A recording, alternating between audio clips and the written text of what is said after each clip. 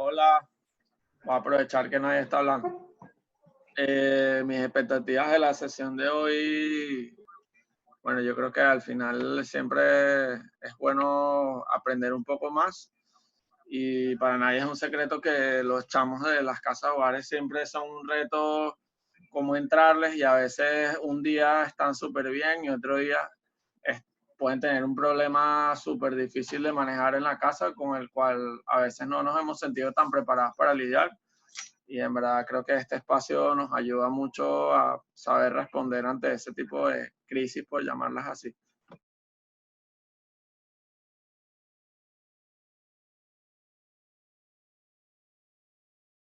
Hola, Hombre, eh, disculpa.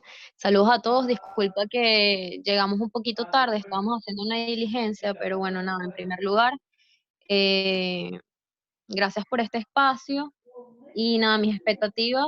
Suscribo mucho lo que dice José Miguel. Ya tenemos varios años trabajando con casas hogares y algunas visitas han sido demasiado positivas y otras visitas han tenido sus bajos, por así decirlo. Y se han dado circunstancias en las que nos cuentan historias de vida, nos cuentan cosas que los han marcado y que de verdad son circunstancias muy difíciles a las que nosotros intentamos responder, pero evidentemente como no hemos pasado por esas situaciones es difícil.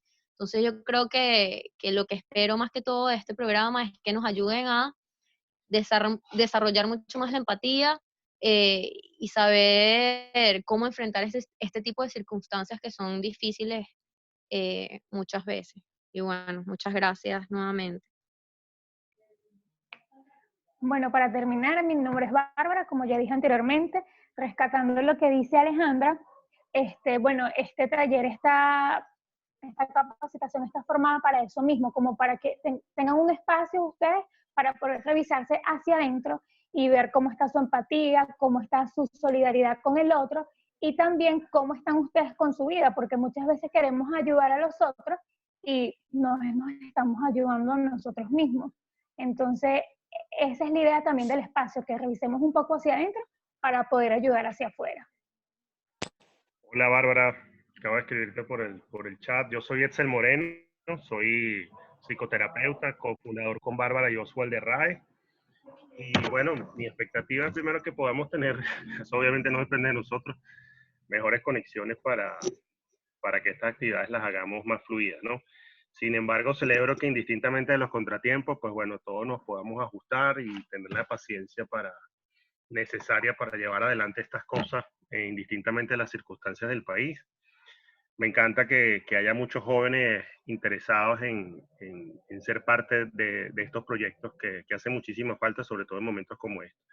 Yo lo que espero además es, bueno, poder transmitirles lo que nosotros manejamos. En mi caso particular, soy psicoterapeuta gestáltico y bueno, espero poder poner esas herramientas al servicio de ustedes para ayudarlos a ustedes a ayudar. Así que gracias por el espacio y por la invitación.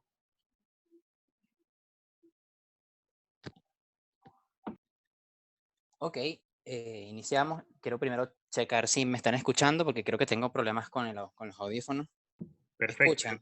te escucho perfecto. Ok, perfecto. Entonces me presento y me disculpo al mismo tiempo. Me llamo Ronnie Lugo, yo soy psicólogo clínico, psicoterapeuta del Servicio de Psiquiatría del HUC, donde estoy haciendo el posgrado y donde trabajo además.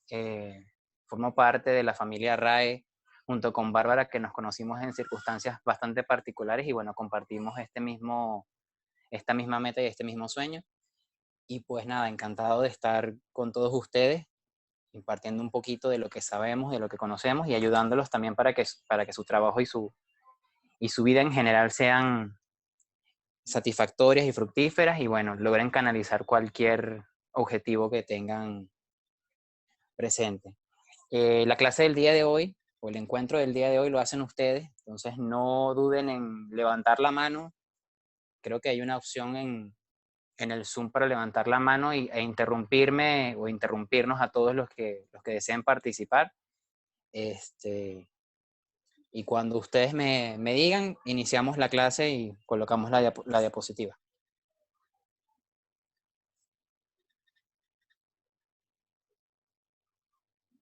Ya puedes iniciar, Ronnie. Ok, voy entonces a abrir acá.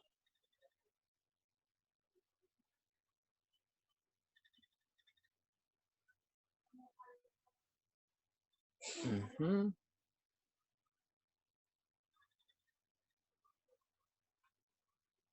Vamos a compartir.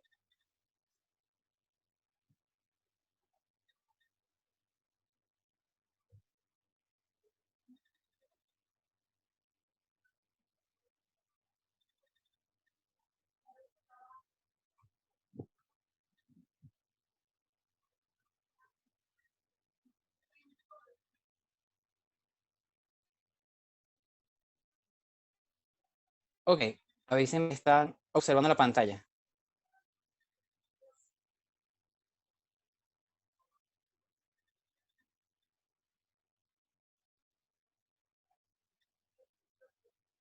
A ver, ¿estamos? ¿Sí? Sí, sí se ve. Ok.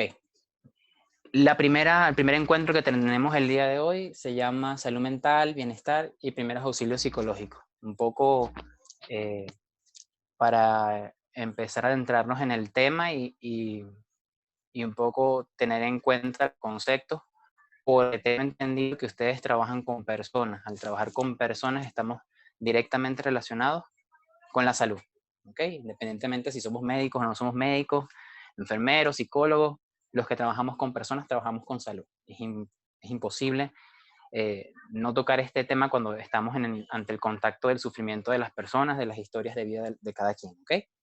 Entonces, empecemos. Salud. Según la OMS, la salud es un estado de bienestar físico, mental y social. Hace mucho tiempo, el primer concepto de salud tenía que ver con ausencia de enfermedad. ¿Okay? Aquella persona que no tenía ningún tipo de patología o de enfermedad estaba sano. ¿Qué pasa? Este concepto comienza a cambiar cuando nos damos cuenta que, por ejemplo, tengo una tía con hipertensión arterial, que es un diagnóstico patológico, que es un diagnóstico crónico, es decir, va a permanecer con ella durante toda su vida, pero aún así ella tiene salud integral, o sea, tiene bienestar psicológico, se siente bien porque obviamente está controlada, ¿ok? Asiste con su cardiólogo, toma su antihipertensivo, tiene salud. Tiene un diagnóstico médico, sí, pero igual tiene salud. Entonces el concepto de salud comenzó a englobar otras cosas, que tiene que ver entonces cómo nos relacionamos, cómo nos sentimos a nivel emocional y también la parte física, obviamente. ¿Ok? En la siguiente lámina están viendo un poco qué es lo que tiene que ver con la salud. ¿Okay? Estamos nosotros en el centro del círculo, cada uno de nosotros, dependiendo de nuestras edades, dependiendo de nuestro ciclo de vida, dependiendo de lo que estamos haciendo en ese momento, tiene un estilo de vida individual, que son nuestros rituales, nuestros hábitos, la forma en que nosotros mismos vivimos con nosotros y con nuestra familia. Eso va a estar relacionado con nuestras redes sociales, es decir, las personas con las que nos relacionamos todos los días. En su caso, el bachillerato, los profesores, sus compañeros, las fundaciones, las ONG con las que ustedes están trabajando, nosotros, RAE, también formamos parte de esas redes sociales y comunitarias. Eso, al mismo tiempo, va a relacionarse con condiciones económicas, sociales, culturales y ambientales, es decir, como lo macro.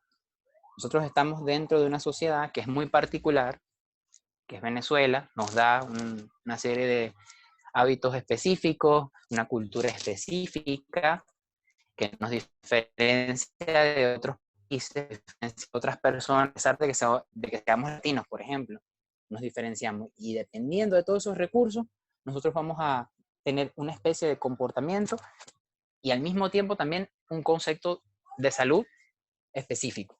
¿Okay? Por ejemplo, Venezuela, que es un país mayormente habitado por jóvenes, tiene un concepto de salud mucho más enfocado hacia los jóvenes que, por ejemplo, España, que está enfocado más hacia la salud de los ancianitos. ¿Okay? Entonces, cada país, cada cultura, tiene o maneja su propio concepto de salud, obviamente considerando los 3 factores: biológico, psicológico y social. Ya saben, pueden detenerme cuando ustedes quieran, pidan la palabra y alguno de los moderadores me avisa para que me detenga por si no entienden algo o si quieren que especifiquemos en algo. ¿Okay? Dentro del concepto de salud, que ya sabemos que es un estado de bienestar, está la salud mental. ¿Okay? La salud mental específicamente tiene que ver con capacidades para trabajar ante el estrés, capacidades mentales, capacidades de organización y de relacionarse. Pero sin salud mental tampoco puede haber salud. Acuérdense que es un conjunto de 3 factores. Si uno de esos 3 factores, podemos decir que no tenemos salud. ¿Okay? Entonces, para tener una salud integral hay que tener también salud mental. Y la salud mental entonces tiene que ver con algo que no es tangible como la salud corporal, o sea, no se toca. La salud mental son procesos que se evidencian a nivel comportamental. ¿Okay? Que se evidencian en cómo nos comportamos. Es decir, salud mental tiene que ver con cómo nos saludamos, salud mental tiene que ver con qué cosas nos ponemos tristes, salud mental tiene que ver con la forma en la que nos vestimos, la salud mental tiene que ver con cómo discutimos, cómo a veces debatimos entre nosotros mismos.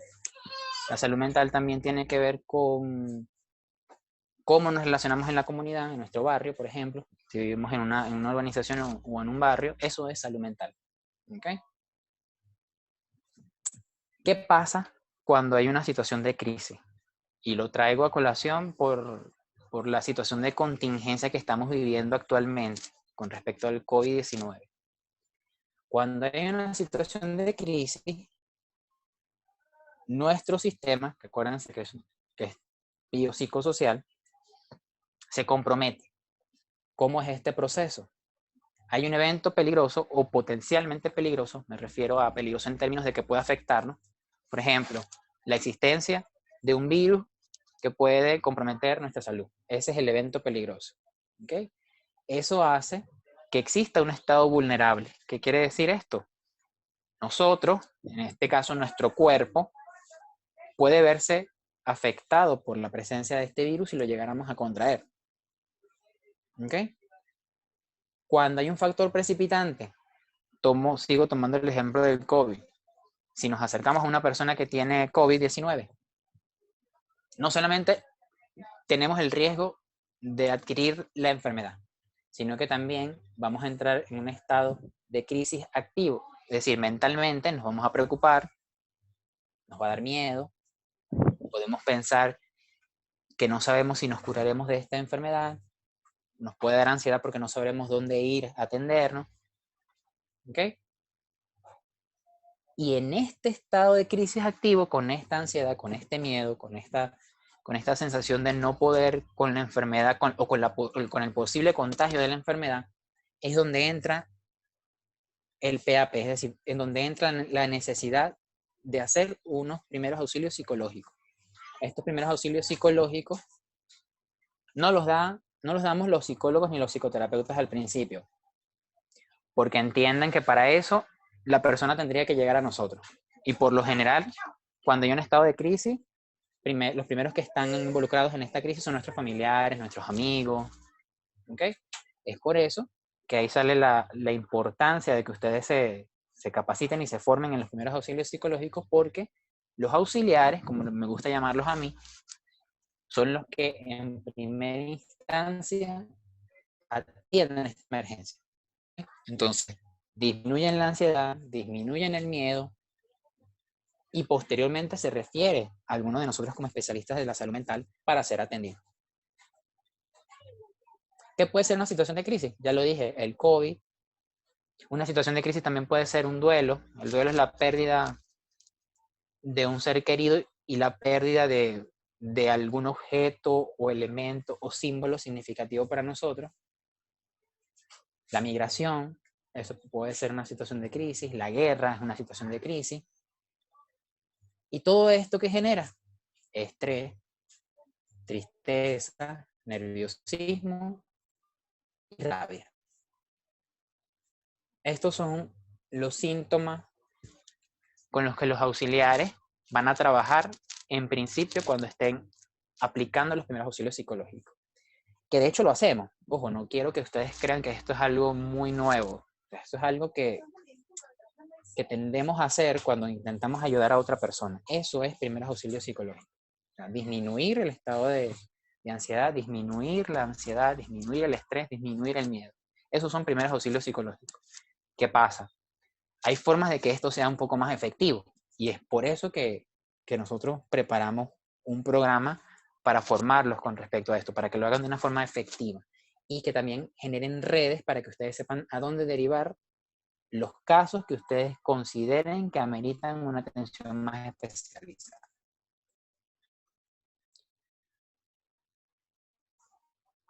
Primeros auxilios psicológicos es un término que sale de la psicología en crisis. ¿Okay? En las emergencias médicas se trabaja con el concepto de lo que es urgencia y emergencia, ¿okay? Que es un estado que debe resolverse lo más breve posible. Para los primeros auxilios psicológicos, los factores que nombré anteriormente son los estados de emergencia. ¿Okay? Eso es lo que vamos a trabajar. Y esto hace que la persona pueda adquirir competencias mínimas para poder ser atendido posteriormente. La emergencia siempre deriva a una atención más especializada. O si la situación se resuelve y la persona adquiere otra vez las competencias, pues la emergencia termina. Vamos a hacer ahora entonces algunas diferencias entre lo que es los primeros auxilios psicológicos y la intervención que es ya más especializada. Ya saben, ustedes pueden interrumpirme cuando lo deseen. Ronnie, Ajá, te estoy escuchando. ¿Alguien te quiere? pregunta, Sí. José Miguel te pregunta, Ajá. ¿cómo saber hasta qué punto una persona necesita ya una atención profesional y no solo una atención primaria? Perfecto, eso es lo que quería, porque yo estoy viendo solamente las diapositivas, yo no los estoy viendo a ustedes, entonces sí quisiera que alguien me apoyara como para cuando ya le pregunta. Ok, Sí, vamos a responder esta pregunta. Perfecto, vamos a responder esta pregunta.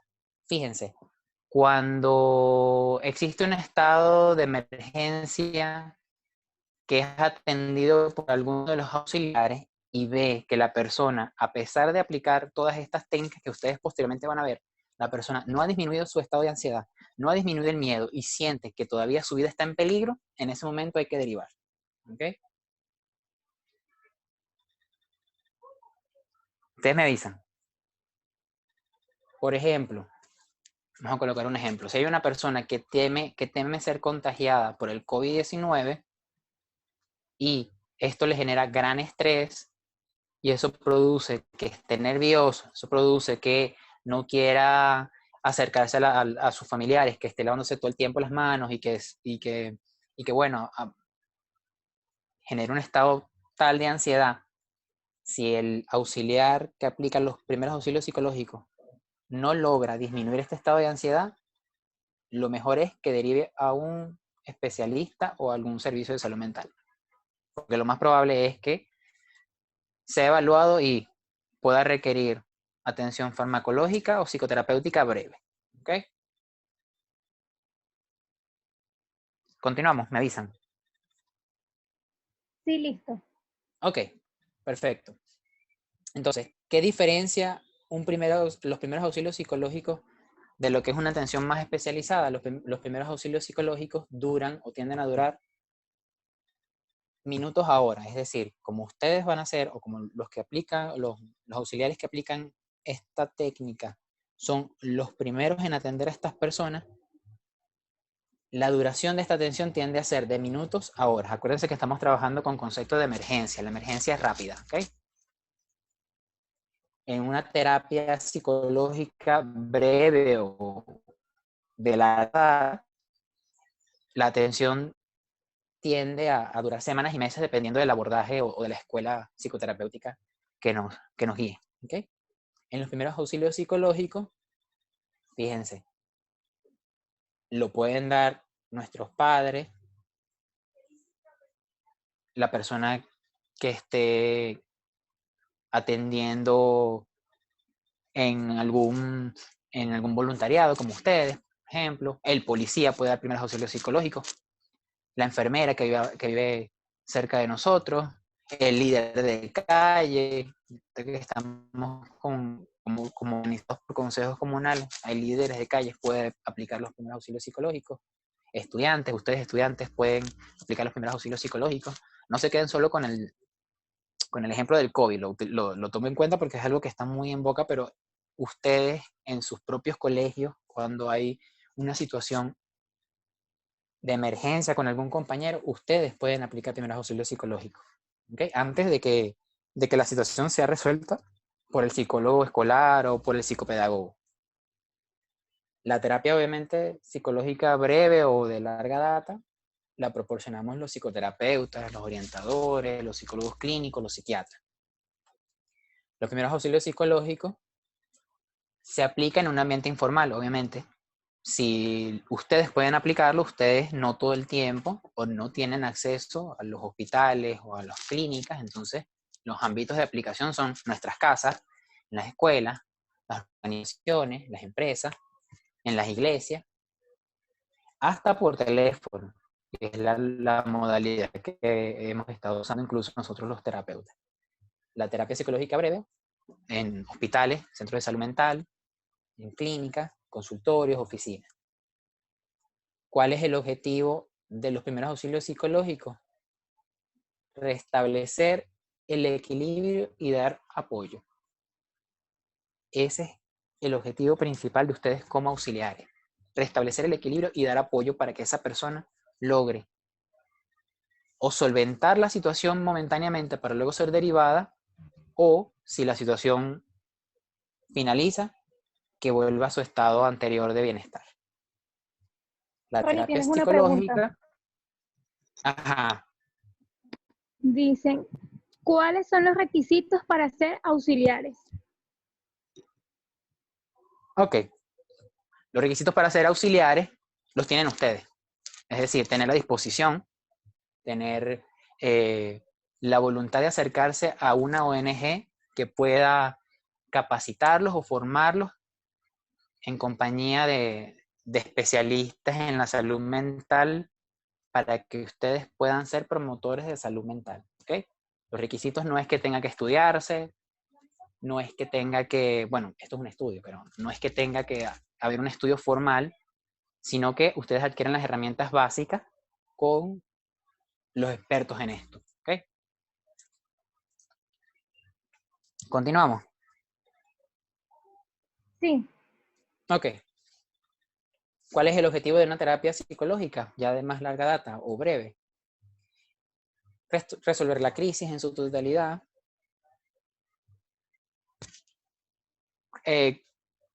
proporcionar un crecimiento personal duradero, adaptarnos más en la forma en la que los relacionamos.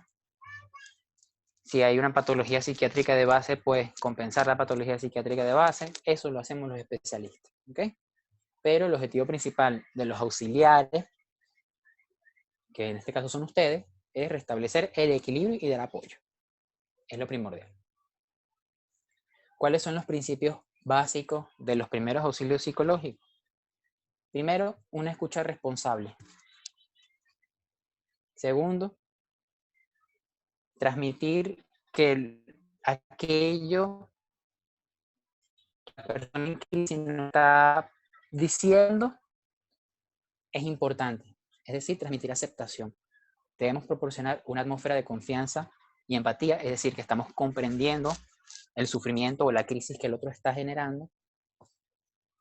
Proporcionar información en el sentido de poder derivar, si es necesario, algún especialista, y permitir la libre expresión de aquello que le está sucediendo. Entonces, aquí yo me quiero detener porque aquí yo sí quiero que ustedes participen. ¿Okay? Yo quiero hacer una pregunta y ustedes, los que quieran intervenir, no sé si pueden utilizar el micrófono. Si no pueden utilizarlo, bueno. Sí pueden, Ronnie. Okay. El acceso está abierto para todo el grupo. Perfecto, entonces yo quisiera hacer una pregunta que va a estar abierta. ¿Cuál es la diferencia entre oír y escuchar? O si hay diferencia. Entonces soy todo oídos. Los escucho. A ver, yo creo que cuando uno oye es que te entra el sonido y ya, pues, pero cuando escuchas creo que Ujú. lo procesas y comprendes qué es lo que te están diciendo. Creo que esa es la diferencia. Ok. ¿Quién comparte esa Sí, diferencia? yo pienso ¿Quién igual. aporta más? ¿Quién dice, no, me parece que es Cuando, igual? por acá Ajá. cuando escuchas como que no solamente percibes el sonido o el ruido, que es lo que haces primero, es como Ujú. una función, pero cuando escuchas es como procesas esa información y la digieres de mejor manera. O sea, hay como una disposición a entenderla, a escucharla, hay Ok, empatía, etcétera. ok. A ver, ¿quién opina? Ojo, esto no es para juzgar tampoco. ¿Quién opina que los dos procesos, oír y escuchar, es lo mismo? Sin pena. Bueno, yo no opino que oír y escuchar sea lo mismo. Sin embargo, el escuchar a veces se puede convertir en oír. ¿Por qué? Porque para mí, Ujú. hablando un poquito de lo que es la escucha tiene varios niveles, ¿no? Y cuando tú no logras llegar a Ok. la escucha empática y tienes una escucha como coaccionada, por decirlo de una manera, puede transformarse Ujú. en oír. Pero la diferencia es que entre oír y escuchar es que cuando tú escuchas, tratas de conectarte con lo que la otra persona siente y tomas en cuenta la opinión de la otra persona. Pero eso es complicado porque tiene que ser un proceso que parta desde adentro y por eso muchas veces pueden tornar a parecerse o a confundirse. Muy bien, muy bien. Ese aporte tú, creo que también integró lo que dijeron los compañeros anteriormente. Es así. La escucha es un proceso de internalización. Ojo, ambos procesos no están divorciados. El oír, como ustedes también lo dicen, es el proceso en donde entra el sonido, es decir, podríamos llamarlo quizás un poco somático, biológico, ¿ok? Y el escuchar es ya darle significado al sonido, es darle significado al discurso del otro. Eso es escuchar, ¿ok? Ciertamente es un proceso complejo porque además puede suceder que a veces no nos escuchemos a nosotros mismos. ¿A qué me refiero con esto? Cuando no somos capaces de definir o describir qué es lo que estamos sintiendo, cuando a veces estamos abollados, nos sentimos cansados, frustrados, y en vez de escucharnos, lo que hacemos es evadirlo, ya sea en la computadora, con las redes sociales, etcétera, etcétera. No nos estamos escuchando. Por eso es un proceso que parte desde adentro, como dijo la compañera. Y rescato mucho esa intervención, me pareció súper apropiada. ¿Alguien más quiere decir algo? ¿Continuamos?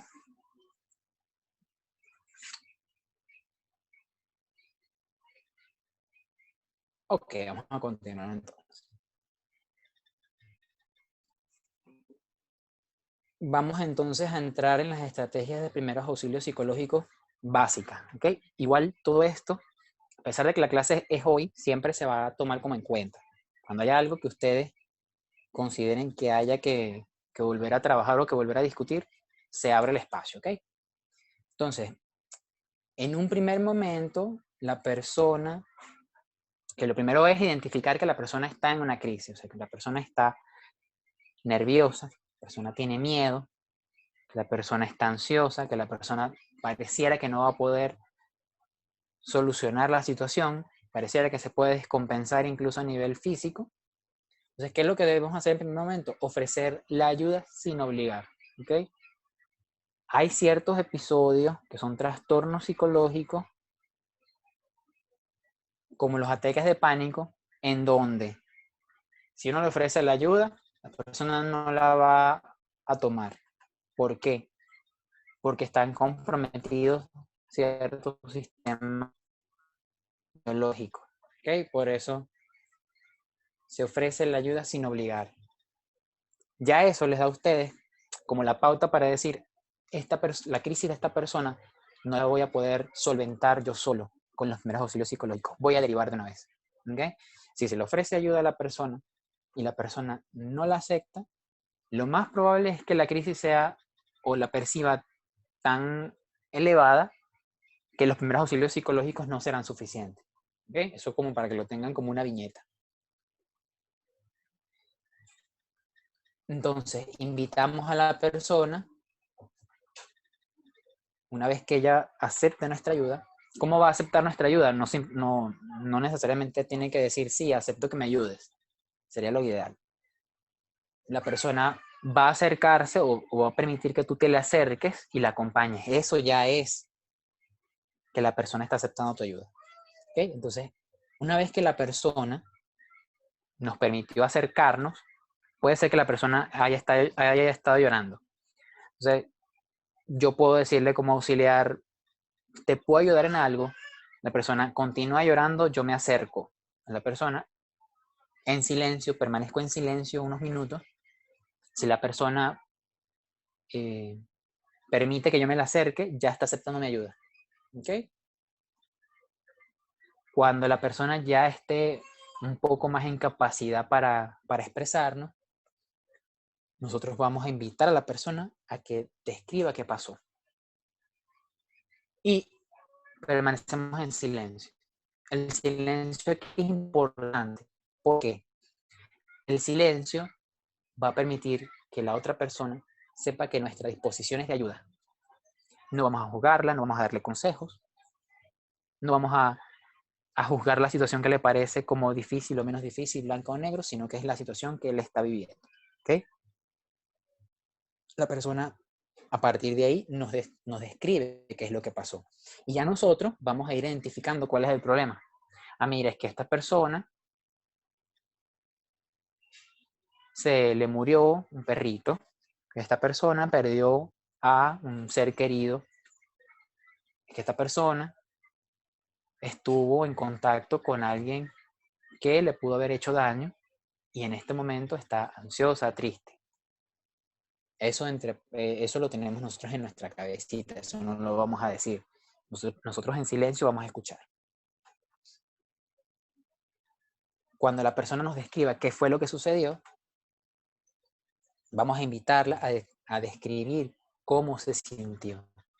Es decir, una vez que la persona nos haya dicho, mira, lo que pasa es que la semana pasada perdí a un ser querido, era muy importante para mí,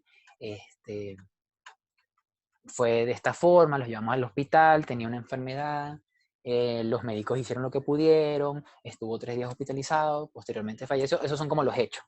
Nosotros lo escuchamos. Una vez que él finalice o la persona finalice con los hechos, vamos a invitar a que nos describa cómo se sintió. ¿Cómo podemos hacer esto? Preguntándole, ¿cómo te sientes ahora con eso? La persona nos puede decir, mira, me siento muy triste, me siento nervioso, tengo rabia, puede ser también. Ya eso nos va a nosotros a indicar qué efecto tuvo la situación en la persona. ¿Ok?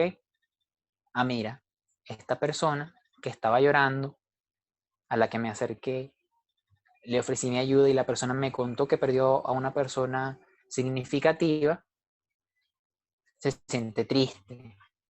Y esto la ha afectado en su vida diaria porque, bueno, permanece triste la mayor parte del día y ya no está haciendo las actividades que antes hacía. Esos son los efectos de la situación crítica. Cuando tengamos que intervenir, es decir, cuando tengamos que proporcionar alguna palabra a la persona, después de que nos diga cómo se siente, tenemos que mantener una actitud de empatía. La actitud de empatía es, ya después lo van a ver con la psicóloga Bárbara, un poco más detallado. La empatía tiene que ver con cómo yo reconozco que puedo entender el sufrimiento del otro, no porque yo lo tenga y lo experimente igual que él. Aquí quiero ser muy enfático, porque ciertamente si se nos llega a acercar una madre que haya perdido a su hijo, o a su hija, y nosotros no somos padres, muy difícilmente vamos a entender cómo se puede sentir eso. Entonces, la empatía no tiene que ver exactamente con entender lo que le pasó porque nos pasó a nosotros también. La empatía tiene que ver con que podemos acompañar en el sufrimiento del otro. ¿Okay? ¿Qué debemos evitar? ¿Qué aspectos no ayudan en esta intervención? Dar consejos o quizás un poco dar o compartir una situación personal. Yo sé que esto lo tendemos a hacer mucho con nuestros amigos. Por ejemplo, cuando uno de nuestros amigos nos comenta que ha tenido una situación muy complicada con respecto a X situación, al trabajo, a la escuela, nosotros tendemos a compararlo con algo que nos haya pasado a nosotros.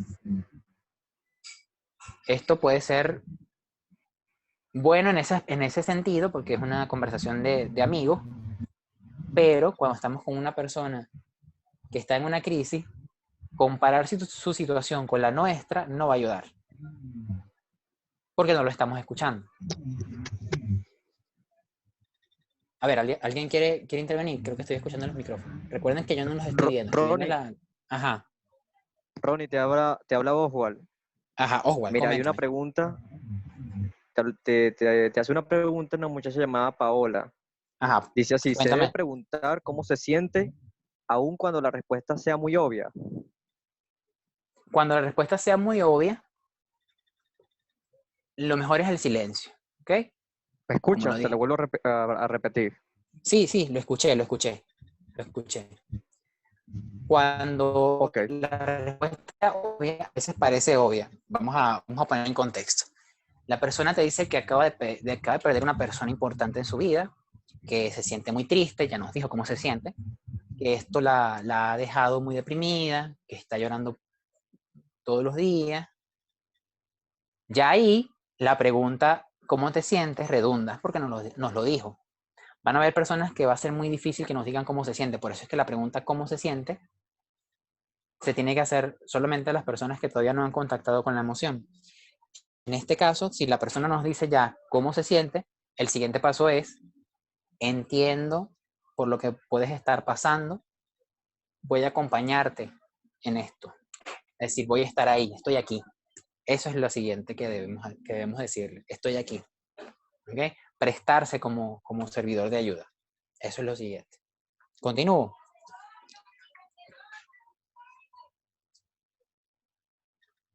Vamos a continuar entonces. Como les iba diciendo entonces, no demos consejos ni comparemos la situación de la persona con la nuestra.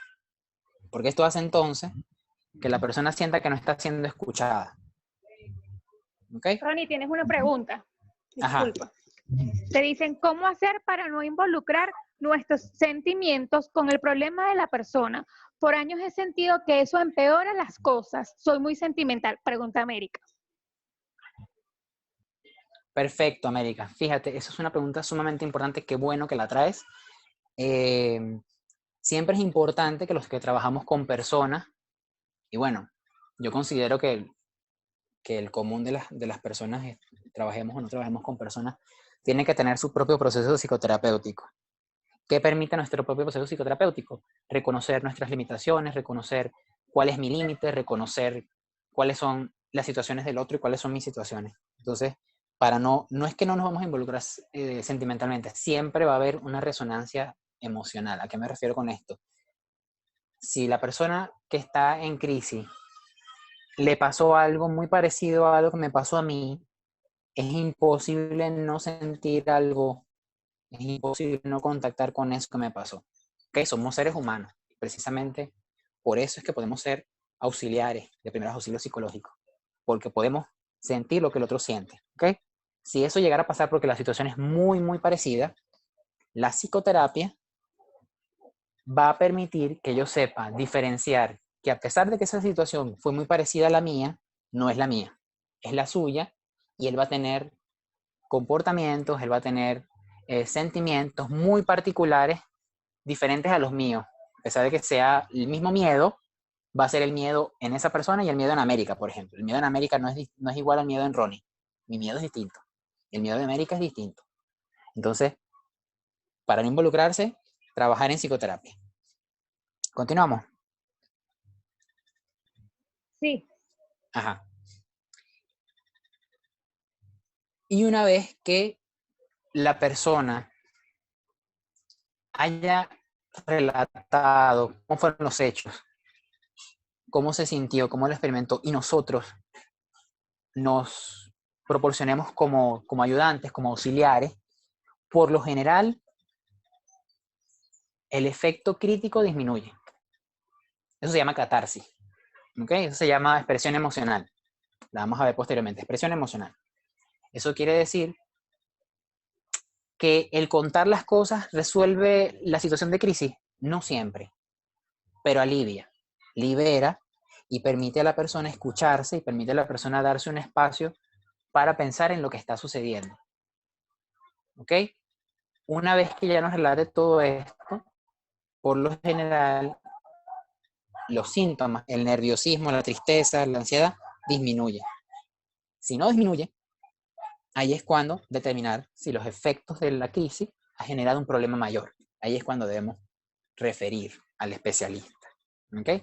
Y aquí es donde ustedes tienen que valerse de las redes que están haciendo, con la red de Más Ciudadanos, con RAE, ¿ok? Referirnos a la persona que ustedes en primer lugar atendieron. ¿Ok? Continuamos. Aquí hay una serie de recomendaciones de qué hacer y qué evitar. ¿Ok? Un poco como para adentrarnos en la conversación específica. Ya después, en la semana que viene, a pesar de que la actividad de la semana que viene es una película, y se los voy un poco adelantando, yo quisiera hacer una especie como de roleplay. Todavía no lo he pensado bien con respecto a la estrategia Zoom, pero vamos a ver cómo lo podemos hacer. Si no lo podemos hacer por el WhatsApp, de formas yo me comunico con los muchachos y con el staff de Más Ciudadanos para ponernos de acuerdo. Porque esto se ve más en la práctica, ¿ok? Esto se ve mucho más en la práctica y sí me gustaría que lo practicáramos un poco con cómo decimos las cosas. Entonces, ¿qué hacer? Escuchar atentamente, ser cortés, honesto y empático, hacer que la persona describa la situación. No es que vamos a estar nosotros todo el tiempo preguntándoles, pero cuéntame qué pasó, pero ¿y esto cómo fue? Y dame detalles. Es decir, no es un chisme, no es una historia médica donde tenemos que ser muy exhaustivos. Es una situación particular, ¿ok? Y van a haber ciertos temas que van a ser muy dolorosos para la persona tocarlos y es mejor que respetemos eso. Estimular a la reflexión, es decir, que la persona piense en la situación, piense en cómo se siente y piense en cuáles son los efectos de esta situación. Estimular a la persona que se exprese y que la misma persona busque alternativas. Es decir, que la solicitud de ayuda venga de la persona, a pesar de que nosotros nos pongamos como auxiliares, como servidores, que la persona pueda, por su mismo medio, decir, sí, amerito ayuda más especializada o sí, la ayuda que tú me proporcionaste en este momento fue valiosa y gracias. ¿Ok? ¿Qué evitar? Prometer cosas que no se puedan cumplir. Es decir, decirle a una persona que está sintiendo ansiedad y nerviosismo y tristeza porque tiene un familiar enfermo que está a punto de morir, decirle que todo va a estar bien, no es lo recomendable. Porque obviamente sabemos que, o en este caso sabemos que la persona va a fallecer. Entonces no podemos prometer que la persona se va a salvar cuando no es así. ¿Ok? Invadir el espacio con frases cliché. Es decir, a veces utilizamos muchos refranes populares que pueden servir para ciertas situaciones, pero utilizarlos en situaciones muy específicas y críticas muchas veces es contraproducente. Entonces no sabemos si la persona está entendiendo a qué nos referimos con ese refrán. O si la frase que le estamos diciendo es más por cortesía que porque de verdad estamos entendiendo el problema. Ronnie, ¿Qué evitar? Ajá. disculpa, tengo una pregunta y Escucho. prefiero hacerla por el micrófono. Mira, uno de los componentes de Dejando Huellas es como la parte de proyecto de vida, ¿no? Perfecto. Y bueno, a mí a veces sí me ha costado lidiar, que pasa más que todo con los varones, que como que psicológicamente siempre son un poco más inmaduros que las mujeres. Tienen como proyectos de vida que a primera vista parecen inviables. O sea, te hablo de un chamo de 17 años que en su vida ha practicado fútbol, que te dice que quiere ser futbolista. O sea, no digo que es imposible, pero es complicado, ¿no? Entonces, como que ¿qué se puede hacer en esos casos? O sea, ¿cómo se le puede entrar? Porque en verdad yo me he visto de manos atadas en esas circunstancias, ¿no? Fíjate, te la voy a responder con una frase y ahorita seguimos conversando. Había una vez una persona que le pedía a Dios, por favor, Dios, haz que me gane la lotería. Se lo pedía todos los días, a la misma hora, en la noche. Era ferviente y la persona no conseguía ese objetivo, que Dios se lo cumpliera. Un día, Dios se le aparece en un sueño y le dice, por favor, hijo, cómprate un boleto de lotería. Es decir, para tú querer ser futbolista, lo que podemos decirles entonces, si vemos que la persona no tiene o no, en su vida ha practicado fútbol, bueno, si quieres ser futbolista, entonces practica, entérate qué es lo que tienes que hacer para ser futbolista, inscríbete a un club, entrena, búscate un entrenador que te capacite a nivel físico, ¿ok? Busca entrar en un equipo, mejora en tus habilidades, ¿ok? Si nosotros vemos que ese sueño es inviable, es decir, realmente la persona no tiene la capacidad para ver toda esta serie de pasos que requieren para llegar a un objetivo, lo que podemos hacer es reducir o disminuir un poco el nivel. Ya no va a ser quiero ser futbolista, sino que, bueno, el fútbol puede ser parte de tu vida. ¿Cómo puede ser parte de tu vida? Bueno, mira, tú puedes hacer que el fútbol sea un hobby, sea más una actividad recreativa que una carrera. Puedes hacer que el fútbol sea más que todo una colección. Mucha gente colecciona los álbumes de fútbol o las franelillas de fútbol, ¿sabes? Entonces, no es como que decirle, mira, eres inmaduro y nunca vas a lograr esto, sino que más bien, si esto es lo que quieres lograr, hay una serie de pasos para lograrlo. Si te vas a comprometer en eso, lo más probable es que lo logres, pero si no, lo veo inviable. Claro, no con estas palabras, cada quien lo adapta a su vocabulario, pero es la idea que quiero transmitirte. No sé si tienes alguna duda, podemos seguir hablando de este tema.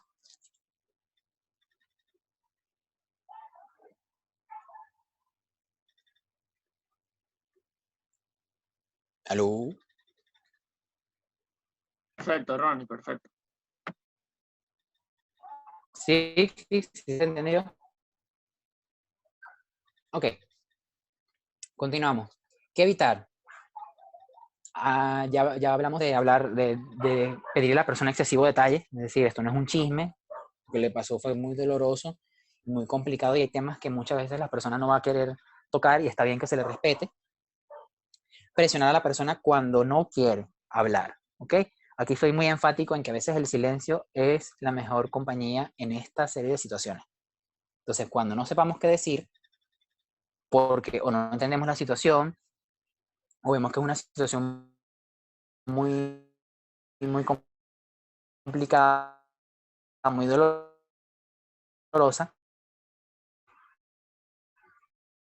lo mejor es acompañar en silencio y decir, estoy aquí en que te puedo ayudar. Alguien que de una vez derivemos a algún psiquiatra, un psicólogo, etcétera, etcétera. Pero a veces esperar y hacer silencio es lo que hace que la persona pueda bajar el nivel de ansiedad. ¿Qué evitar? Consolar con frases de no llores, todo va a estar bien, y eso tiene que ver con que prometer cosas que no se pueden cumplir. Decir, no llores, no va a hacer que la persona se alivie de su tristeza.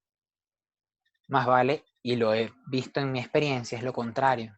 Si no le damos un espacio a esa persona para que llore, esa persona lo más probable es que no pueda elaborar el proceso. ¿Ok? Y ya lo estamos conversando, dar consejos, emitir una opinión o creencia religiosa personal. Si conocemos a la persona que está en crisis y sabemos y comparte nuestra propia religión, nuestra propia política, nuestra propia creencia, podemos hacerlo. ¿Ok? No es que no podamos hacerlo. Pero si es una persona que no conocemos, tratemos de evitar utilizar nuestras propias creencias. Porque muchas veces tiende a ser como chocante que nosotros, si creemos en Dios, le digamos a una persona que bueno, que Dios lo va a ayudar. Y la persona pues resulta que no cree en eso o no tiene una relación con Dios tan cercana como nosotros, por ejemplo. Entonces hay que tener cuidado con esto.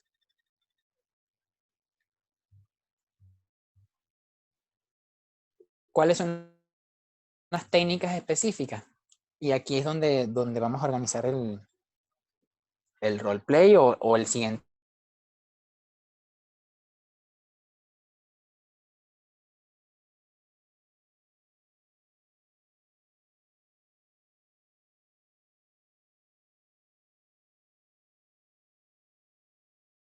encuentro para que podamos con el PAP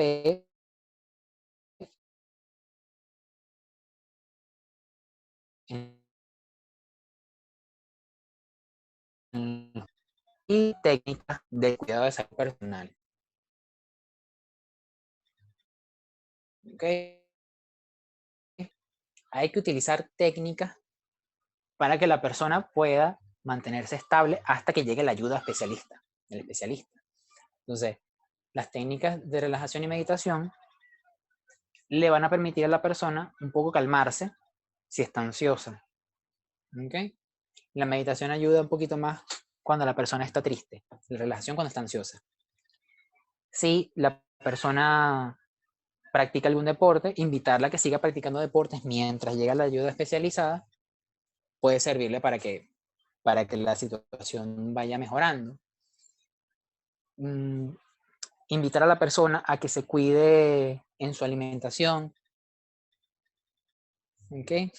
Que vaya a la iglesia si es creyente, que comparta con sus familiares mientras llega la atención especializada, también es una técnica que se utiliza.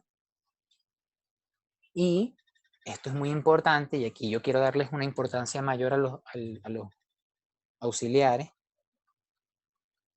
el que ustedes logren que la persona no incurra en el uso de sustancias para poder aminorar el dolor o la tristeza o la ansiedad. ¿Okay? Hay personas que por dolor empiezan a beber descontroladamente alcohol. Hay personas que por dolor o ansiedad fuman. Y esto, en vez de ayudarlos, aunque pareciera dar una cierta seguridad, no los ayuda. Realmente no los ayuda a largo plazo. ¿Okay? Ahora, si la persona tiene un hábito muy marcado de consumo, lo mejor es derivarlo y bueno, intentar no tocar ese tema, pero en la medida invitarle a que no utilice ningún tipo de sustancia hasta que llegue la ayuda especializada. ¿Ok? Salud mental, bienestar y primeros auxilios psicológicos. Ya aquí finaliza la primera presentación. Yo quisiera que en este momento ya voy como a salirme de la presentación y dejar de compartir pantalla para verlos un poco a ustedes también y poderlos escuchar impresiones, dudas. Mis compañeros de RAI y ustedes también como más ciudadanos pueden intervenir ante las dudas de los muchachos. Entonces vamos a abrir el espacio para las dudas, para los comentarios y para algunas expectativas, para ideas que tengan con respecto a esto. Por ejemplo, la de explicar un poquito mejor las técnicas, que yo sé que eso a nivel teórico es un poquito abstracto, o sea que no se entiende muy bien, pero verlo a nivel práctico y teórico es mucho mejor. Entonces vamos a intentar hacerlo de esa forma. Pero si tienen alguna otra sugerencia, cómo podemos hacerlo, es bienvenido y este es el espacio. Entonces cierro acá.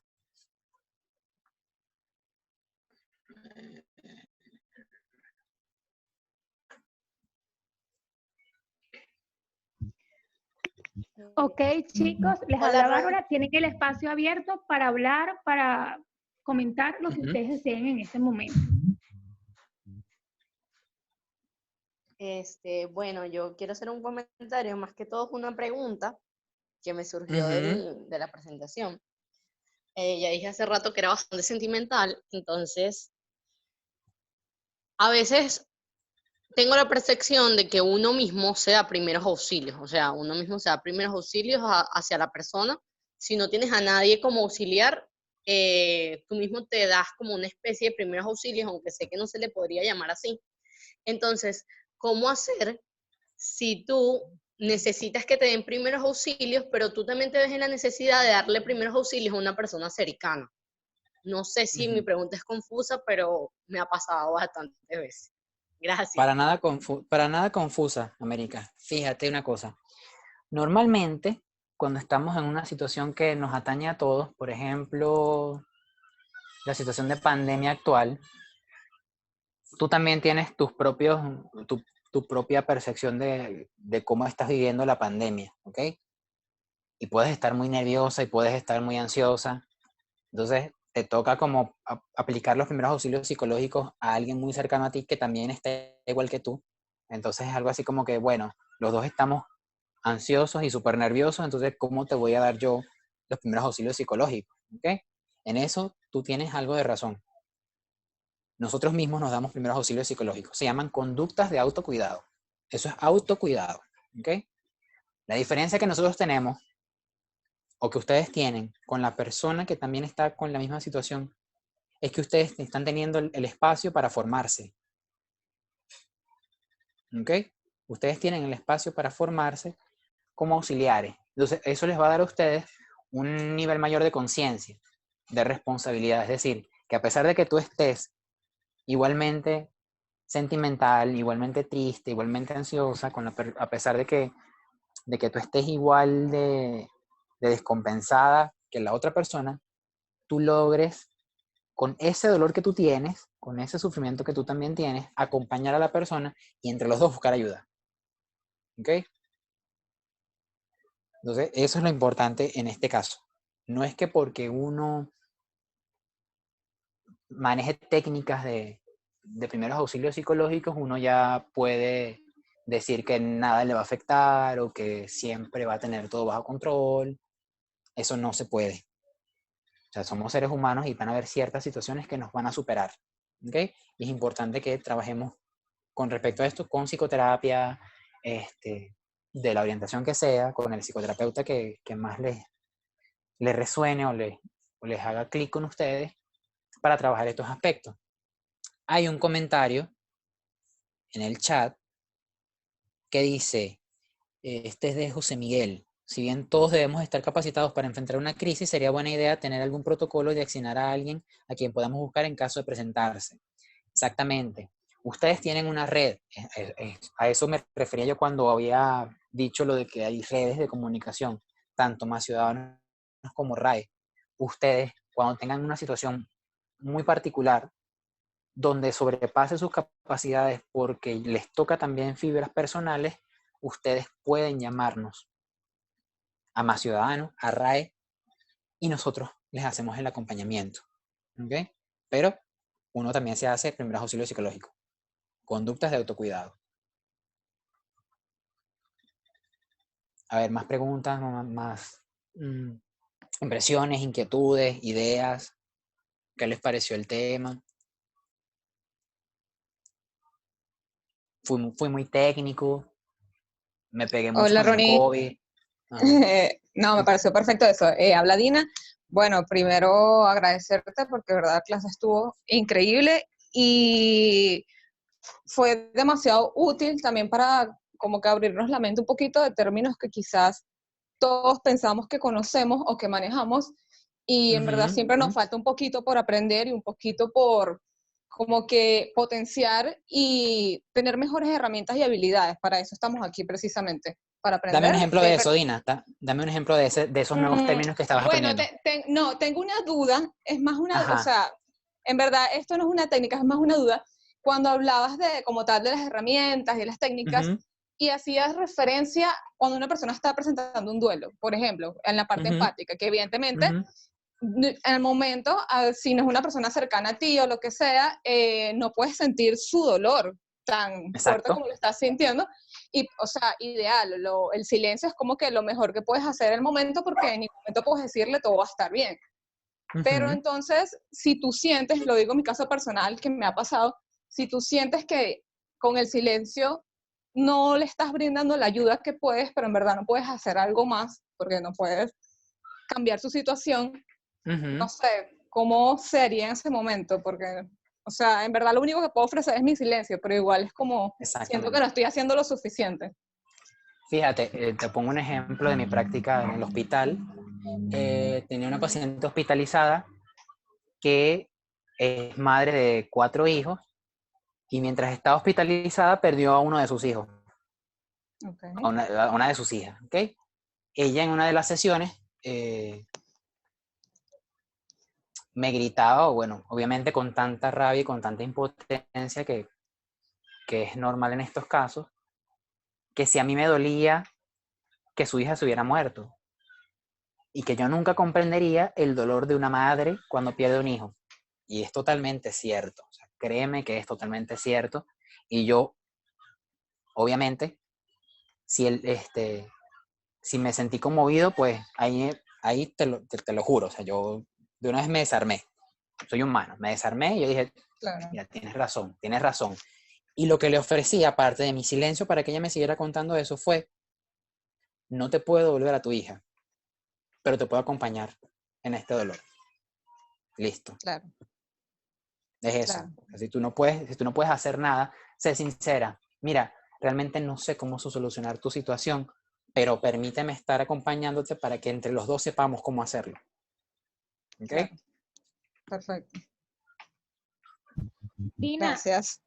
Dime. también quería comentarte con tu pregunta, aunque tú no lo creas, cuando las personas están pasando por un proceso de duelo, el tener personas alrededor que sirvan de soporte les hace bien.